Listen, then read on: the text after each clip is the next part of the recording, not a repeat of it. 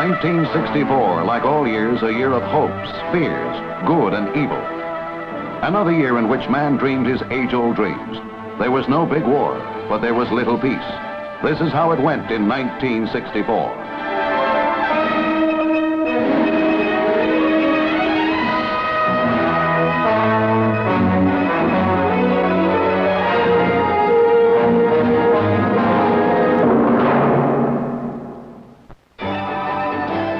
In the United States in 1964, every day carried a political tone. It was presidential election year. Nelson Rockefeller led the moderate Republican hopefuls against Barry Goldwater, Arizona's dynamic conservative senator.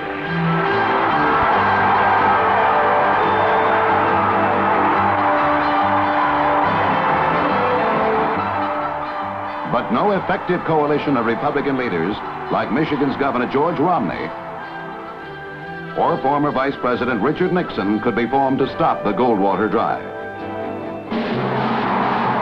A lone last-ditch effort by Governor William Scranton of Pennsylvania was too little and too late. The victorious Goldwater refused any concession to the defeated moderates. He accepted the nomination with these words. I would remind you that extremism in the defense of liberty is no vice. And let me remind you also that moderation in the pursuit of justice is no virtue.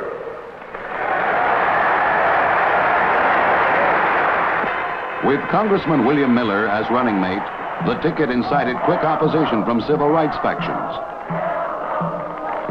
The Democratic Convention began with a hassle between Negroes and Southern white supremacists. But President Johnson was nominated by acclamation, with Hubert Humphrey his vice presidential choice.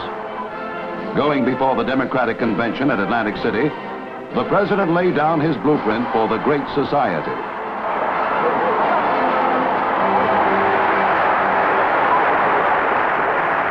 Our problems are many and are great, but our opportunities are even greater.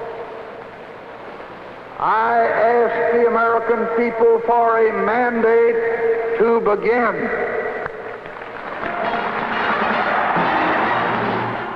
The campaign dialogue began. Senator Goldwater took to the rails in a whistle-stop tour of the nation, offering, he said, a clear choice between the candidates. President Johnson invaded the big cities where crowds gathered to see, to hear, and to touch him. While under fire for a policy of drift, deception, and defeat, the president countered that his opponent was trigger-happy concerning nuclear weapons. The senator's campaign bore down on scandals, Vietnam, and military preparedness. But the polls early indicated a Johnson landslide. The electorate rallied behind the president to deliver to him one of the largest pluralities ever, and swept Democrats all over the nation into office, from the Senate down to local wards. The president evaluated his victory.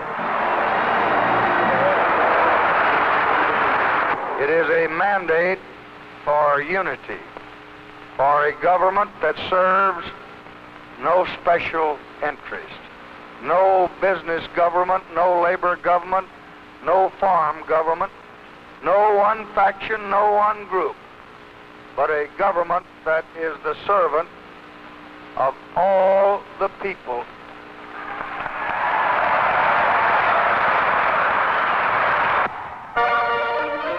In England, Prime Minister Sir Alec Douglas Hume was forced to the polls by the 5-year election deadline.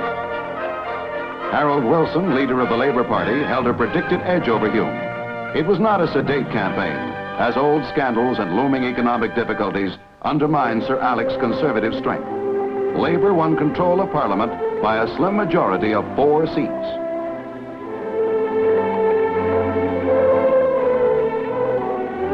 And Labour's confident Harold Wilson became the new Prime Minister and England's spokesman to the world.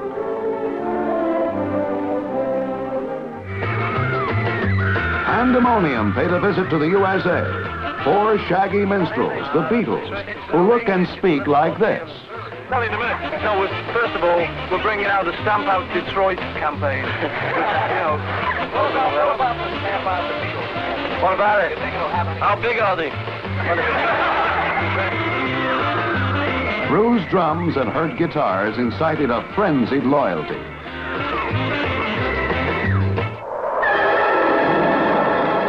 Every day, the weather makes the news, and sometimes the headlines. 3 hurricanes battered Florida this year. On the prairies, seasonal tornadoes shamble through frightened towns. In drought-plagued Southern California, Tindery Chaparral exploded into flames that burnt out thousands of acres and destroyed 120 homes.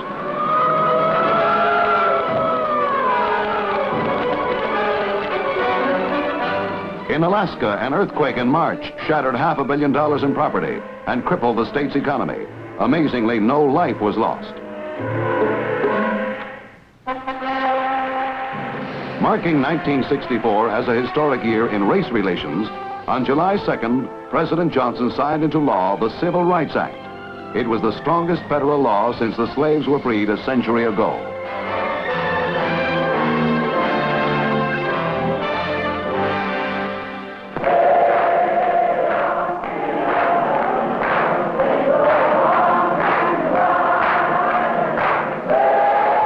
One of the Negro leaders behind the bill, Dr. Martin Luther King, received 1964's Nobel Prize for Peace, recognition for his effective use of nonviolent resistance, a technique which nevertheless netted King a dozen arrests for violation of Jim Crow laws.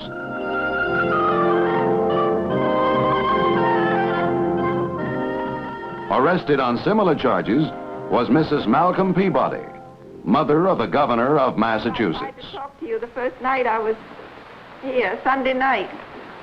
We've learned a lot since that time, and I've learned a lot about how you people can go into this thing, and I don't lose heart now, because you're the ones on whom this movement rests. But violence proved inevitable. In Maryland, police dogs used to disperse a more unruly demonstration inflicted many bites. Several demonstrators were arrested.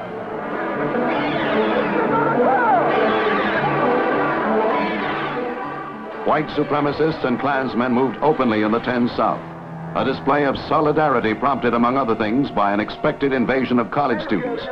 The students planned to spend their vacations working for Negro voter registration, especially in Mississippi. There was tragedy. 3 rights workers disappeared. Their burnt-out car was discovered near Philadelphia, Mississippi. After 6 weeks, 3 bullet-riddled bodies were found buried in an earth dam. They were James Chaney, a Negro from Mississippi, and Michael Schwerner and Andrew Goodman, both white, from New York City.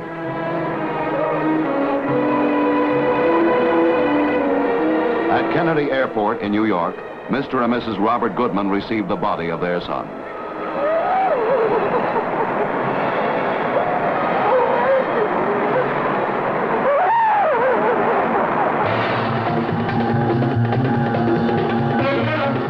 Midsummer brought to the sweltering Negro areas of the North a new phase of racial relations. In Harlem, the funeral of a teenager who had been shot by a policeman set off demonstrations against alleged police brutality. The demonstrations rapidly degenerated into wanton looting and rioting. The violence spread like plague to other northern Negro communities. In Rochester, New York, gangs of youths who had taken virtual control of portions of the city were not subdued until squads of state police moved in to assist local officers.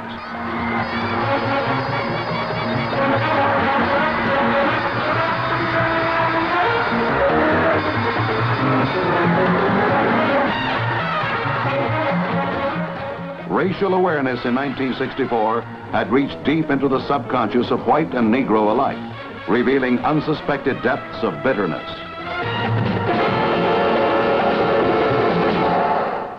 In Bolivia, poorest of all South American republics, steadily worsening economic conditions produced another explosion.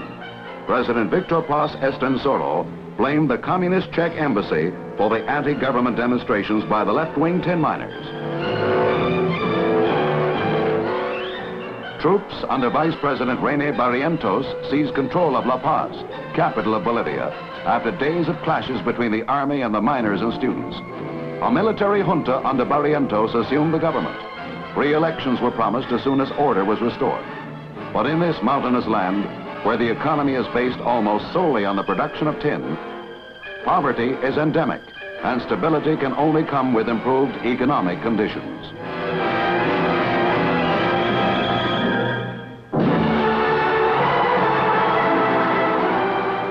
Spring brought to South America the rhetoric and grand personage of French President Charles de Gaulle.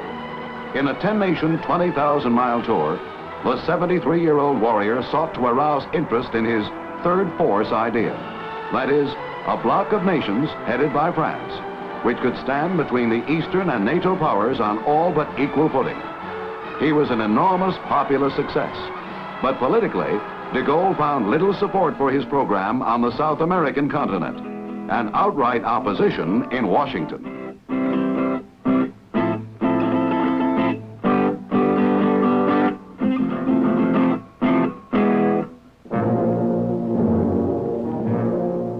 Each year, death claims its due of honored men. In 1964, General of the Armies Douglas MacArthur, hero of 3 wars. Herbert Hoover, 31st President of the United States. Prime Minister Nehru of India, leader of the 2nd most populous nation on earth. In September, the Warren Report was delivered to the White House. The report found that Lee Harvey Oswald, acting alone, had in fact slain President Kennedy. The report became an instant bestseller the world over. In January, Pope Paul broke the tradition of papal isolation and made a pilgrimage to the Holy Land. Setting a precedent, he sought church unity with Patriarch Athenagoras, primate of the Eastern Orthodox Church. Back in the Vatican, the Pope presided over the 3rd session of the Ecumenical Council, a historic convocation of bishops from every part of the world. As the session ended, new doctrines were promulgated. The most revolutionary declares that certain powers hitherto reserved to the papacy would henceforth be shared with the bishops.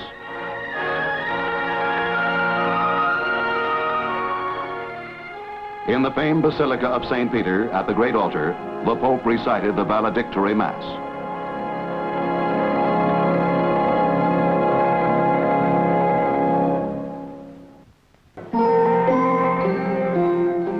In South Vietnam, the proximity of Red China is an awesome reality, a perpetually encroaching threat.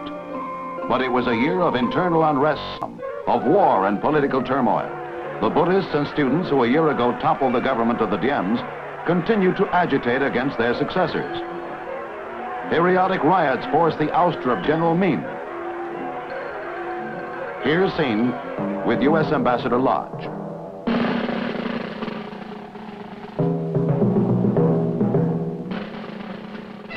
More riots forced Minh's successor, General Khan, to surrender the government to civilian hands.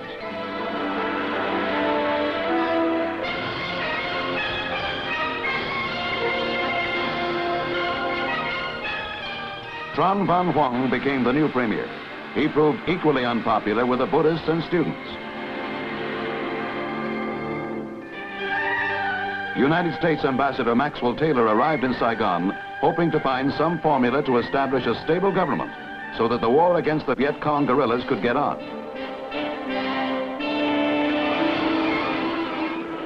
As Saigon's difficulties grew, in the Tonkin Gulf, North Vietnam attacked American forces. Carrier-based U.S. planes retaliated swiftly against North Vietnamese installations, and American B-57 bombers were moved to Bien Hoa Air Base in South Vietnam in a show of force. A sneak attack by guerrillas caught the bombers on the ground. 4 Americans were killed. U.S. capability remained, though our prestige was hurt. General Westmoreland, chief American advisor, surveyed the damage. In the jungle war, the Vietnamese are pitted against a very simple but effective guerrilla strategy. The Viet Cong strike when they feel success is assured, so that 1,000 small victories will add up to one final one.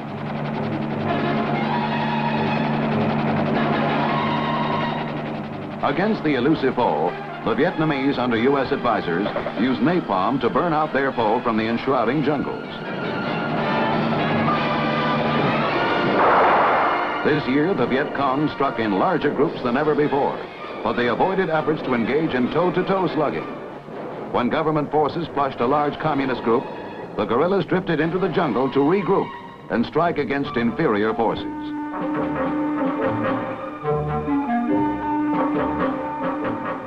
And so in South Vietnam, the war and the terror went on, and so did the political instability.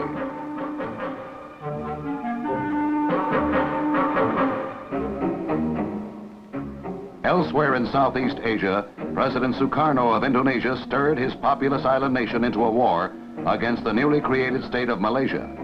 Sukarno's paratroopers dropped into the Borneo jungle, but met a swift end as Malay troops mopped them up. A petty war, but in the perilous 60s, any war is a worldwide danger.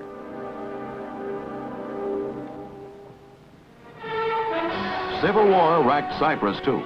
British troops stationed there failed to keep the peace as armed Cypriot irregulars, Turkish and Greek, fought in Nicosia.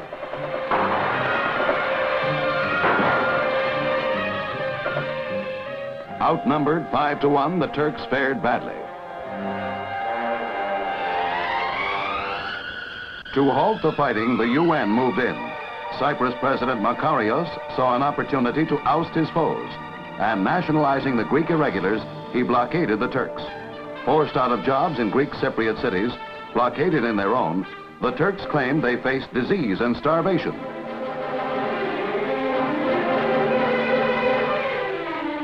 Turkey rumbled its dissatisfaction and promised help. In a surprise attack, Turkish warplanes swept over Cypriot ports, bombing and strafing. The UN again rushed to ease tension and negotiated a truce, lifting the blockade and allowing Turkey to rotate its Cyprus garrison.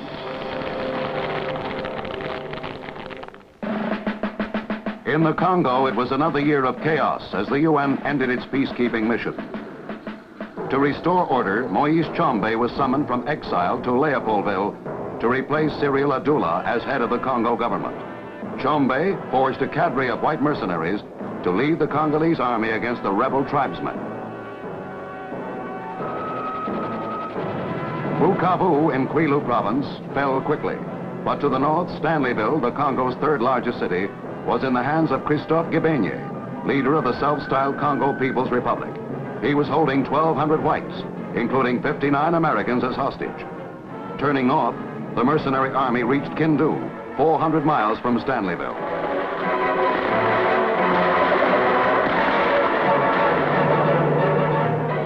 But the slaughter of the hostages was imminent. Belgian paratroopers were dropped from American planes on Stanleyville to forestall the massacre.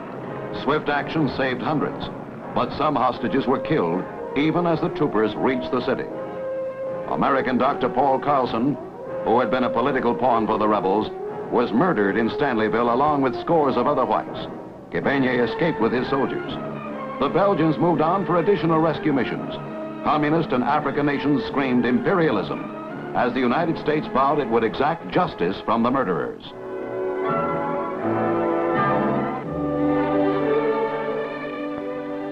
When the rescued hostages arrived in Leopoldville, they told a tale of unparalleled horror, of slow torture, of murder, and even cannibalism. And so the chaos that welcomed Congolese independence continued.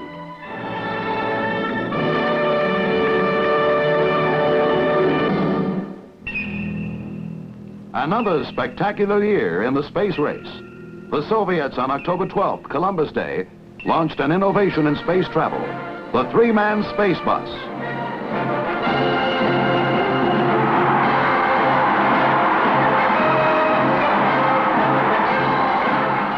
The crew, pilot Vladimir Komarov, Dr. Boris Yegorov, and scientist Konstantin Feoktistov, returned safely to Earth after 16 circles in low orbit. The world praised the brave crew and the Soviet scientists. Russians were jubilant over this newest triumph, and the latest heroes.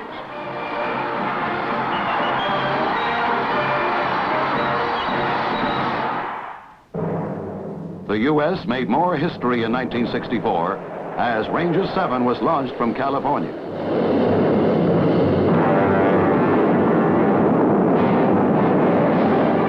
Ranger's mission was to take close-up pictures of the lunar surface and relay them via television back to Earth. It was a rousing success. The first photos arrived 3 days after launch. Over 4,000 pictures were relayed at 2.5-second intervals. The final picture revealed objects the size of a desk. First close-ups of the terrain that would receive the first men to reach the moon.